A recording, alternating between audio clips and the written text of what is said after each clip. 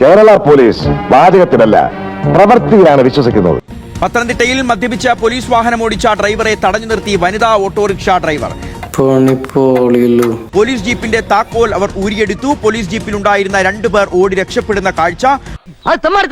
അതങ്ങനെ വിടാൻ പറ്റും? തെമ്മാർത്തരമെന്ന് ഒരിക്കൽ പറഞ്ഞാൽ മതിയോ? ഇവിടെ എന്താ ചോദിക്കാൻ പറയാനോ ആളില്ലേ? അപ്പം ജീപ്പ് ഓട്ടോറിക്ഷയിൽ ഇടിക്കാൻ പോയപ്പോഴാണ് ഈ വനിതാ ഡ്രൈവർക്ക് ഇത്തരത്തിൽ ചെയ്യേണ്ടി വന്നത്. നമുക്ക്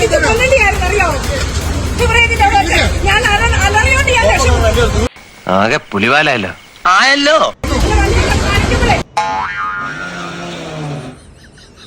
എന്താ ഉറക്കം വരുന്നു.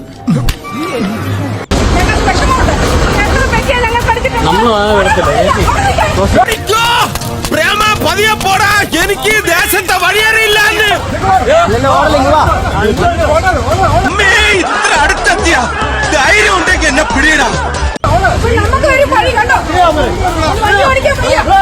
സർക്കാർ തരുന്ന ശമ്പളം മേടിച്ച് ഉരുട്ടി ഉരുട്ടി വിഴുകുന്നുണ്ടല്ലോ നീ.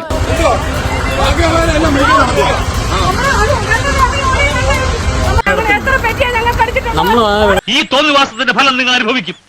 പത്തനംതിട്ടയിൽ മദ്യപിച്ച് പോലീസ് ജീപ്പ് ഓടിച്ച ഡാൻസ് ഓഫ് ടീമിലെ പോലീസുകാരനെ കസ്റ്റഡിയിലെടുത്തു. പത്തനംതിട്ട ഡിവൈഎസ്പിക്ക് കീഴിലുള്ള ഡാൻസ് ഓഫ് ഉദ്യോഗസ്ഥനെയാണ് പോലീസ് കസ്റ്റഡിയിലെടുത്തത്. കണ്ടെത്തി പണിയും വരമ്പത്ത് കൂലിയും എന്നാ പ്രമാണം. എന്ന് വെച്ചാൽ കൂലി എത്രയും പെട്ടെന്ന് കിട്ടുന്ന അർത്ഥം. ഡാൻസ് ഓഫ് എന്ന് പറയുന്നത് തന്നെ ഈ ലഹരി വിരുദ്ധ സ്ക്വാഡാണ്.